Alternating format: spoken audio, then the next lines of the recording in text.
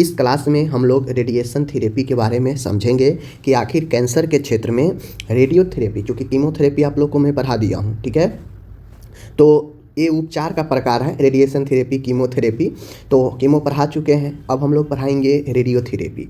Radiotherapy में होता क्या है कि इसमें नाम है रेडिएशन थेरेपी, यानी रेडिएशन मतलब क्या होता है, किरण, एक हाई डेंसिटी की किरण जो हाई क्षमता वाला होता है और उसका इस्तेमाल किया जाता है कैंसर ग्रस्त कोशिकाओं को तोड़ने में, वृद्धि को रोकने में, ठीक है। देखिए रेडिएशन थेरेपी होता क्या है।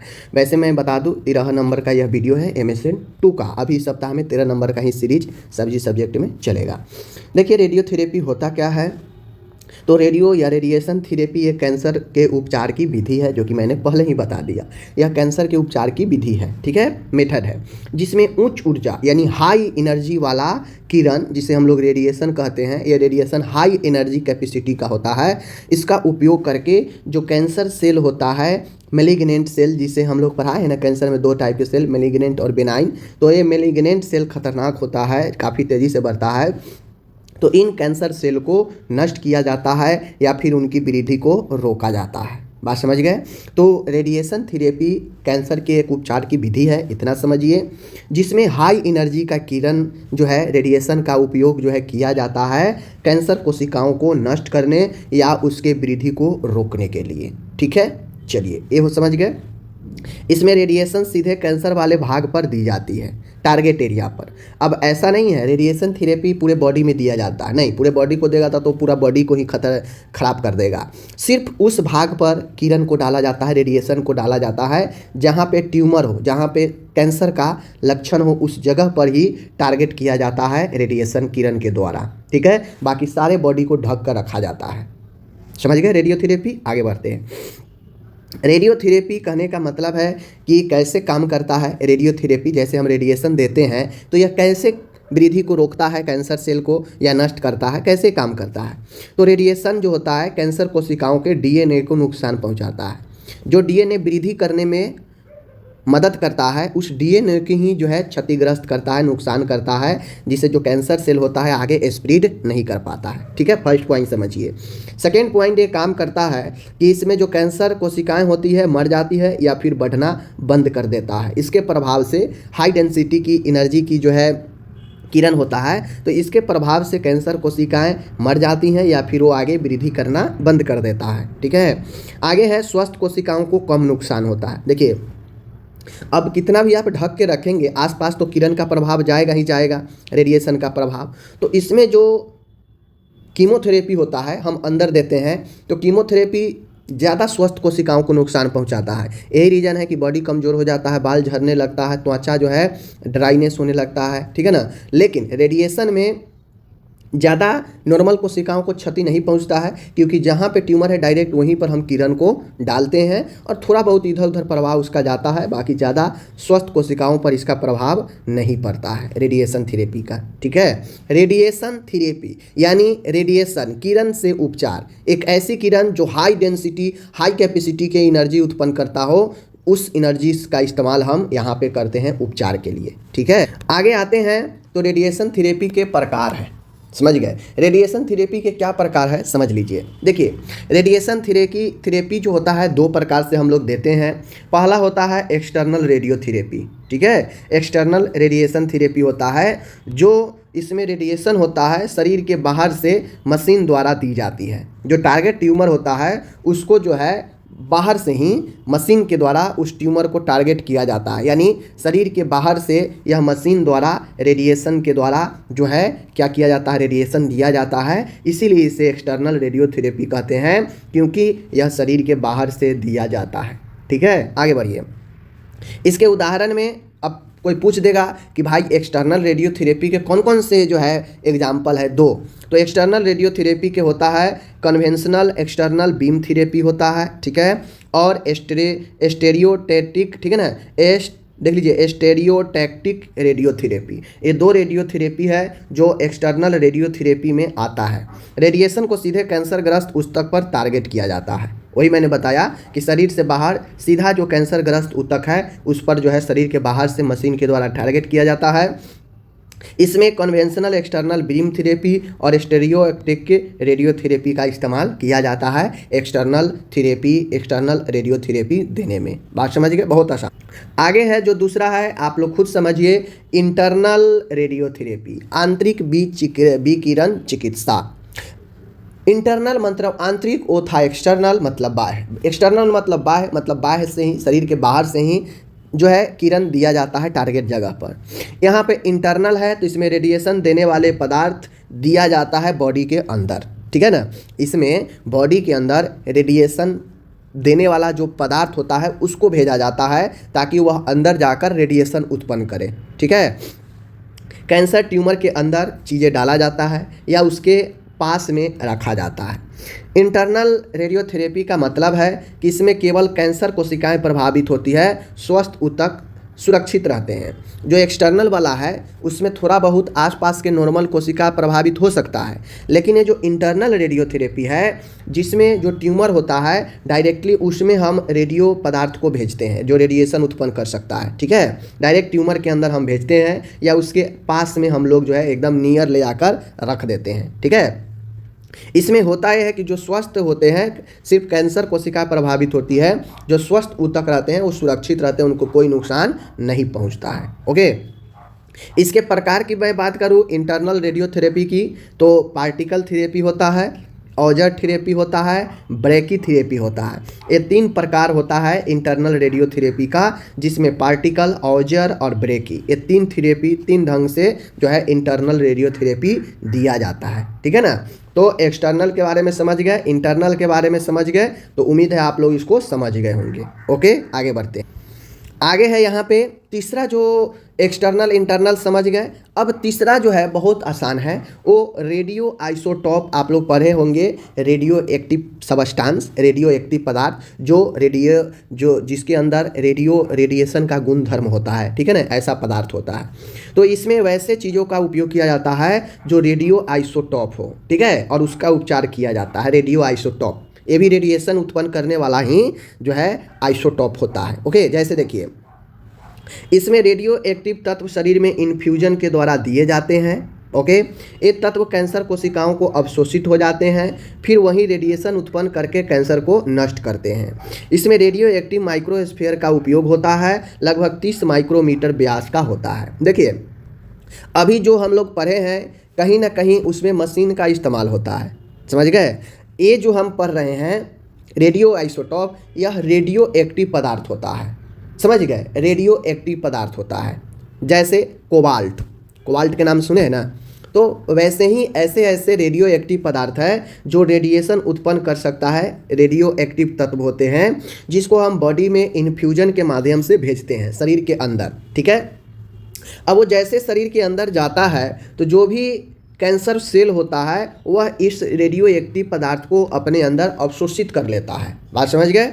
फिर वही रेडिएशन उत्पन्न करके कैंसर कोशिकाएं को नष्ट करने लगता है।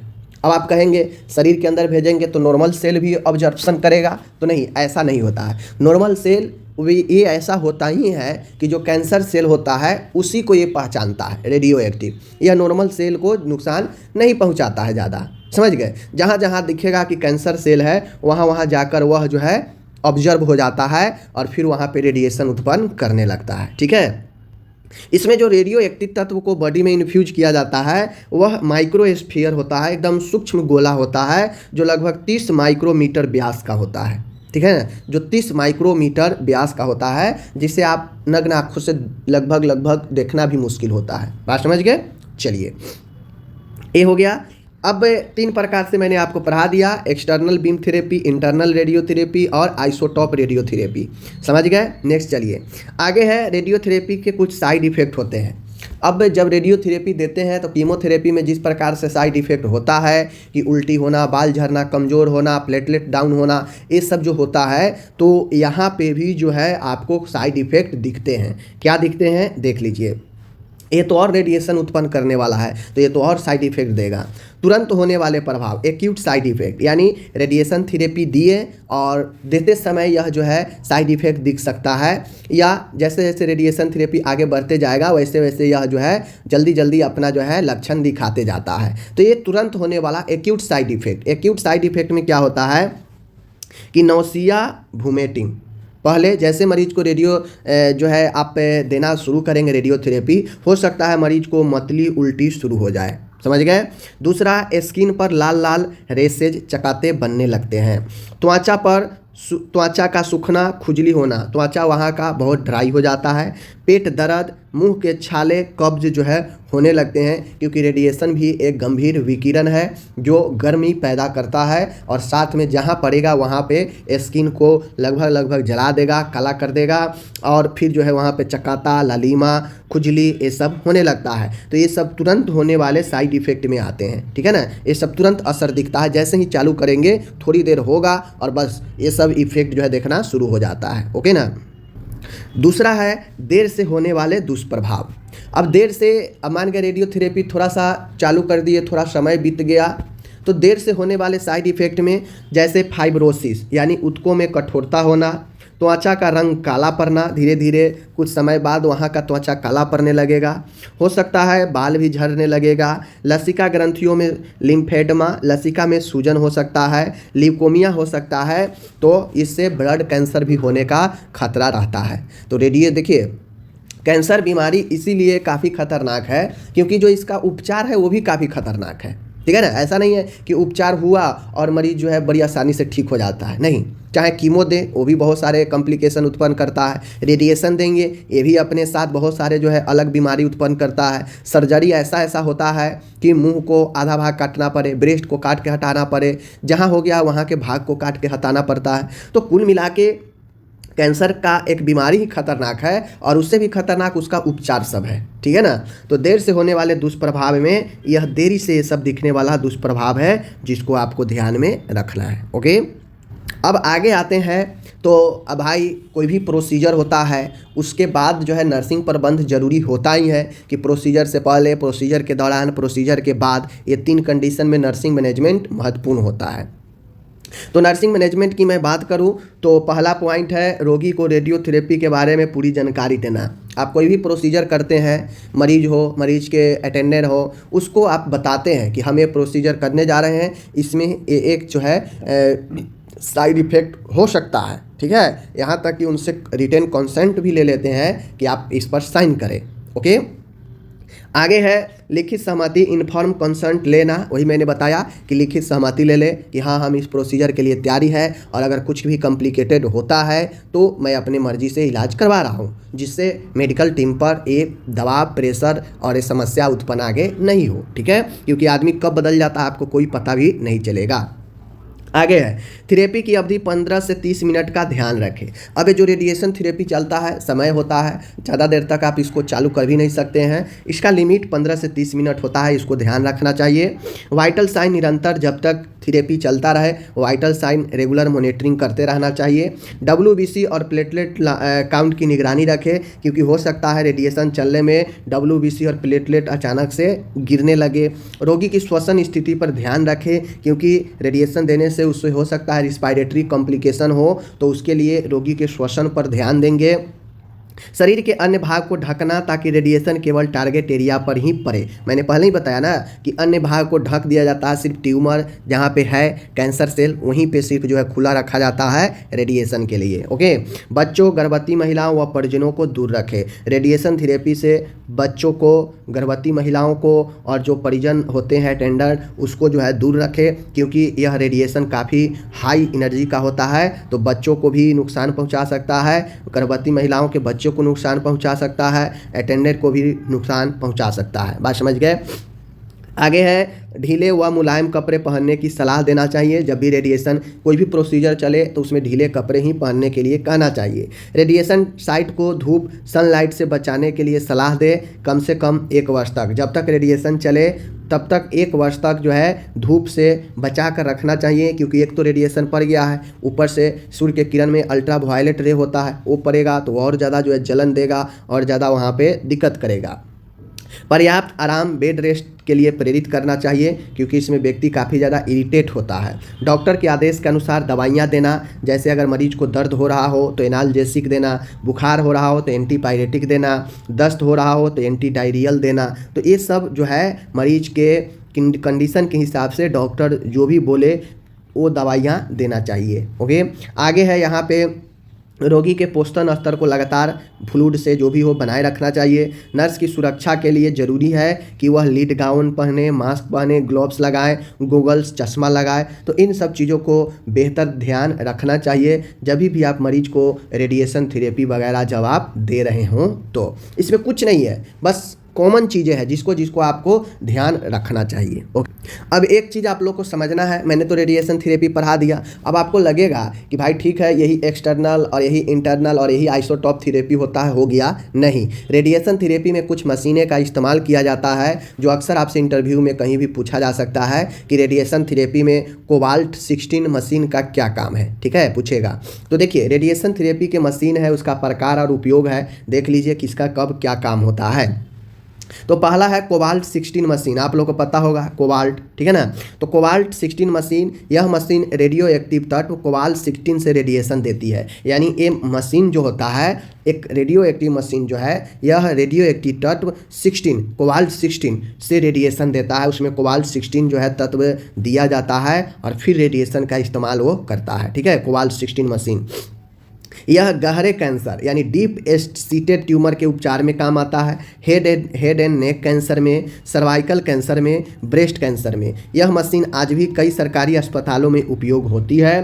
तो यह कोबाल्ट 16 मशीन पहला है जो देता है मरीज को रेडिएशन, रेडियो एक्टिव पदार्थ का इस्तेमाल करके। ठीक है, तो ये क्या हो जाएगा, यह रेडियो आइसोटॉप हो जाएगा। ठीक है, आगे बढ़ते। चलिए, दूसरा है लीनियर एक्सेलरेटर। यह काफ़ी प्रचलित होता है, लीनियर एक्सेलरेटर जिसे लिनैक बोलते हैं। परिचय, यह सबसे आधुनिक मॉडर्न रेडियोथेरेपी मशीन है जो हाई एनर्जी का एक्सरे या इलेक्ट्रॉन बनाती है।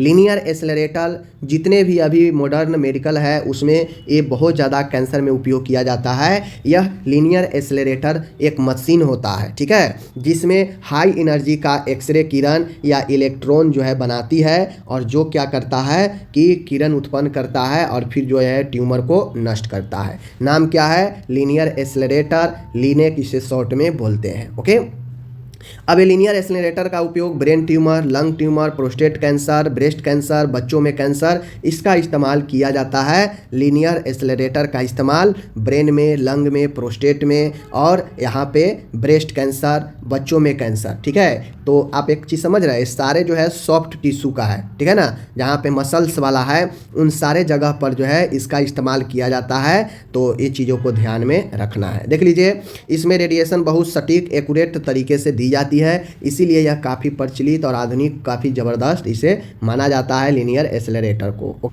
आगे है ब्रेकीथेरेपी मशीन।